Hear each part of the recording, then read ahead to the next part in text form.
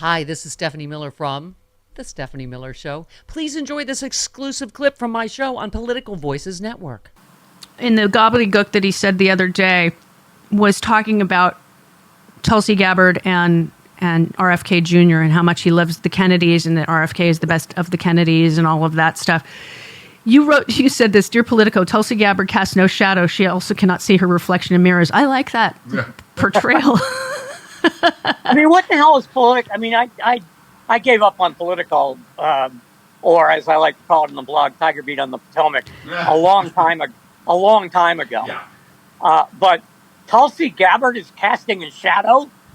I mean, over the Democratic nominee and incumbent vice president. Yeah.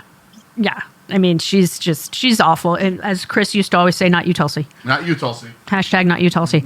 And you also reminded everybody that 50 years ago, Ford pardoned Nixon, and you said opening the era of unpunished crimes by Republican presidents and the decades of cowardice looking forward, not back. That is so true. It turned out to be a turning point in history and a turning point in really a weird direction. Yeah. I mean, it for some reason, it made everybody, including the media, very reluctant to do Watergate again. Mm-hmm. It's how the Reagan people skated on Iran-Contra for a lot, in large part. It's how we never got anything, and never got the real truth about who the torturers were. Mm-hmm. Dick Cheney.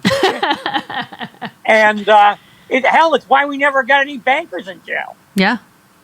No, you're absolutely right. It was a grave mistake. It's too messy to hold powerful people responsible for their crimes. Basically, that's what the Nixon pardon established. No, you're absolutely right, and that's why we have a Donald Trump at this point. And what we're going through right now. It's a big part of the reason, for sure. Yeah. I know Jill Wine-Banks would agree with you on that one. Now, regarding... I've meant to say this like 5 or 6 times in the show. I've never said it. I was a complete, Watergate junkie. I watched every minute or listened to, because I was working on as a forest ranger at the time. So I had a transistor radio. Mm-hmm. And I was out in the woods listening to the Irving Committee hearings. Mm-hmm. Wow. And then I watched every news bulletin, and whenever there was B-roll of the Watergate prosecutors going into court or going out of court, mm-hmm. I would say to some friend of mine I was watching with, "Who's the hot blonde?" And it turned out to be Jill Wine-Banks. It was. Yeah. She was the Watergate girl. She was wearing her mini skirts and going to work. I mean, I know.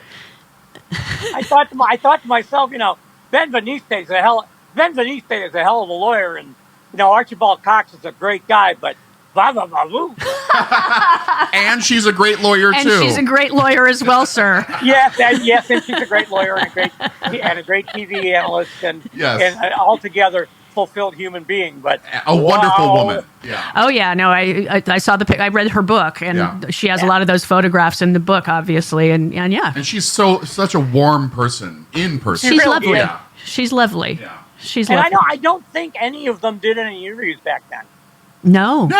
Nobody ran to the television cameras afterwards. Well, DOJ usually doesn't anyway. Right. Even during cases, they just policy. But if you read Jim Doyle, who is a veteran newspaper man from Baltimore, I think, he took the press secretary's job for the special counsel's office, and he wrote a great book called Not Above the Law. And I think I may be one of 3 people who read it, but it was all about, the inner workings of the special counsel. And he wrote that was the place was absolutely leak proof. Yeah. And the lengths that they went to make sure it was leak proof. Yeah. Well, I think that's the same with Jack Smith right now too. I mean, that's a leak proof office as well. I mean, we haven't heard anything unless he comes out with filings. We don't hear anything from them. No, absolutely not. And of course, it's all a hoax anyway. So. Well, yeah, I mean, it's all witch hunt, and it's a political witch hunt, a hoax. Yeah, they're going after the witch. Right. Hence the witch hunt. You also did remark on the person of interest at the Kentucky I-75 shooting, you just wrote too many guns. And I could not agree with you more. We need to stop Now they can't find this guy. Right. You know, it's like, what's his name? The clinic bomber, Alan Rudolph, the guy who blew up the Olympics. Uh-huh.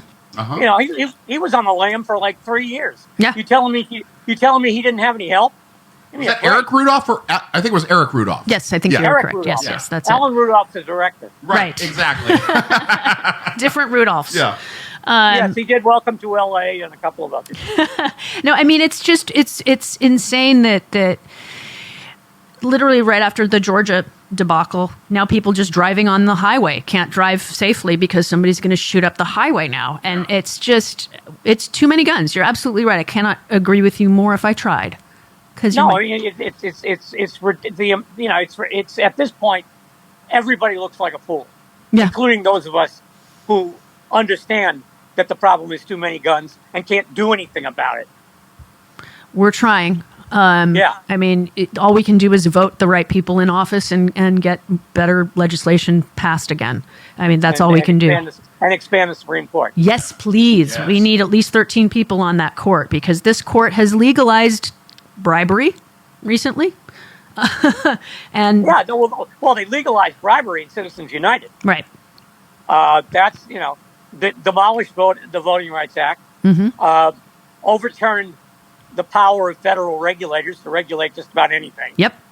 And given immunity to, Crazy Legs Mar-a-Lago. And it really is just for him because if President Biden or Vice President Harris tried to do anything that is technically legal now, they would say, no, that's not legal.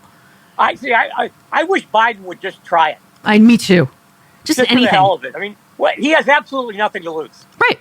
He's not running. So let him just, grab Stephen Miller and, throw him in Leavenworth and say, okay, you guys come get him out now.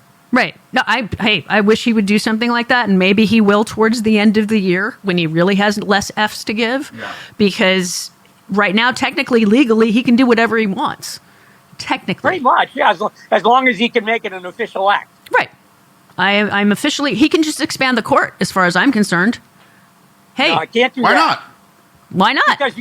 Because it takes an act of Congress to expand the Supreme Court. I know. It's really, under the really Constitution. Oh, the Constitution, Charles. I know. It's a pesky little document. It's a pain in the ass sometimes. It is. So Donald has also escalated his threats to prosecute his political opponents. In fact, I was just that's going to be the top of today's blog if I ever finish writing it.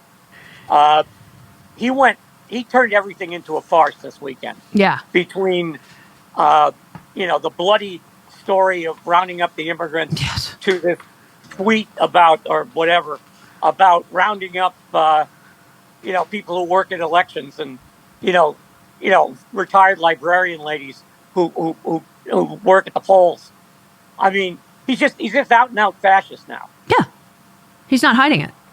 He's not even trying to hide it anymore. Nope. And it's mind-boggling to me that even though he's not trying to hide it, people are like, oh, no, we might need a dictator. I mean, we've heard some of his supporters say, well, the country might need a dictator right now. It's like, what's mind-boggling to me is that the people in my profession are still treating this like a normal campaign. Thank you.